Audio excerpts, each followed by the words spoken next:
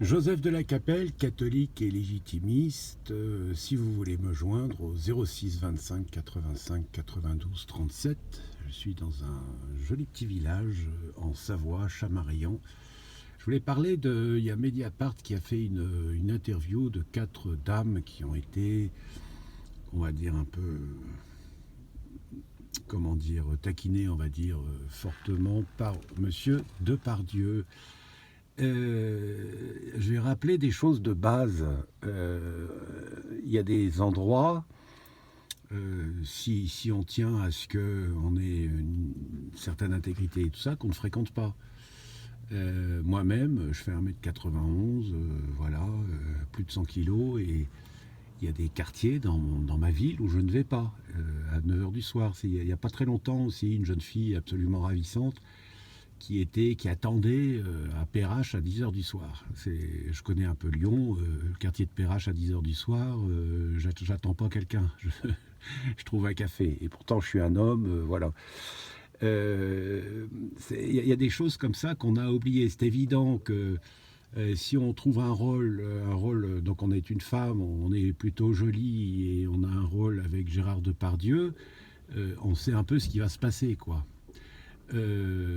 Personnellement, je suis un homme. Si je vais dans certains instituts ou des choses comme ça, c'est évident que je vais avoir... les dames vont être très gentilles avec moi. C'est normal. Donc, si je ne veux pas ça, bah, je vais dans un café, dans le centre-ville. Voilà. Et donc, c'est un peu gênant ce truc de... C'est évident que Gérard Depardieu, c'est à la fois Gargantua, puis aussi Alexandre Benoît Berrurier au niveau du personnage, enfin, pour ceux qui connaissent Antonio. Donc, si vous voulez, si on est dans la proximité, qu'on est jolie, mignonne ou jeune, et puis qu'on est dans la proximité de Gérard Depardieu, il peut se passer certaines choses. C'est Autrefois, on appelait ça, c'est la prudence, hein, simplement. Ça s'appelle la prudence. Et donc, bon, c'est ces jeunes dames là qui ont témoigné, elles sont gentilles et tout, mais un peu naïves, quoi. Et ce sont des choses qui ont toujours existé, qui existeront toujours. Alors le problème de cette gauche là, il faudrait que tout le monde soit pareil, quoi, que toutes les jeunes filles puissent se promener, je ne sais pas, dans n'importe quel quartier, à n'importe quelle heure du jour et de la nuit, etc. Non, il y a des quartiers qu'on ne fréquente pas ou qu'on ne fréquente pas à certaines heures, et à moins de pays vraiment de droite, etc. C'est sûr qu'à Monaco, à 10 heures du soir, vous risquez pas grand-chose parce que c'est assez contrôlé. Mais en dehors de ça, je veux dire, c'est quand même l'exception. Ou au Liechtenstein, voilà, ça c'est possible. Donc, je comprends pas. Évidemment. Alors après, il y a des histoires de viol et tout ça. Enfin, si on est dans une proximité, et tout ça, enfin, après, c'est très dur de juger ça. Parce que on peut accuser n'importe qui de ça. Il faut être prudent. Ça s'appelle la prudence. Et on a oublié un peu ces choses-là.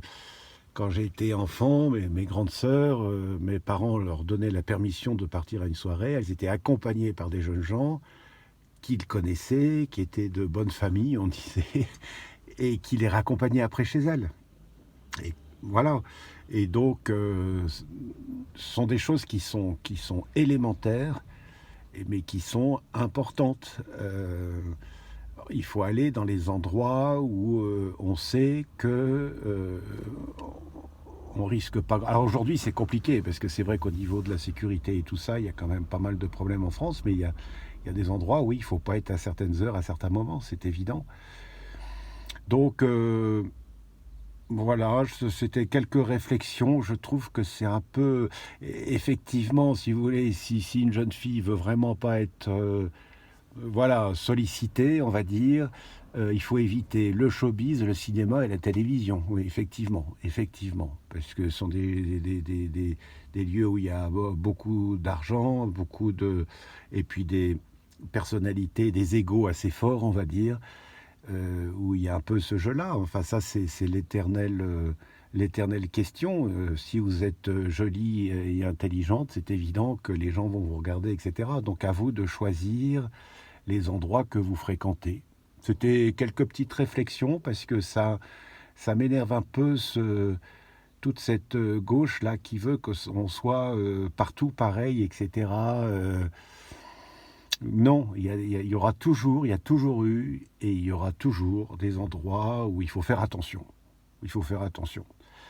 Voilà, quelques petites réflexions par rapport à ces attaques qui sont faites contre Depardieu, il le dit, hein, il a été, c'est tout ça, enfin c'est aussi un petit peu un manque d'éducation.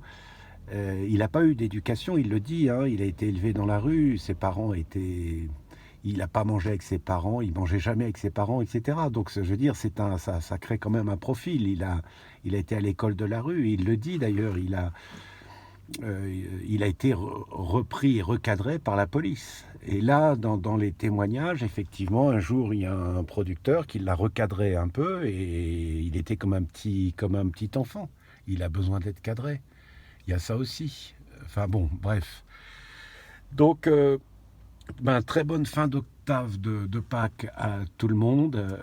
Que Dieu vous garde, Notre-Dame de Boulogne, Notre-Dame de France, Notre-Dame de l'Univers, priez pour nous. Tous les saints et les saintes du paradis et du purgatoire, priez pour nous.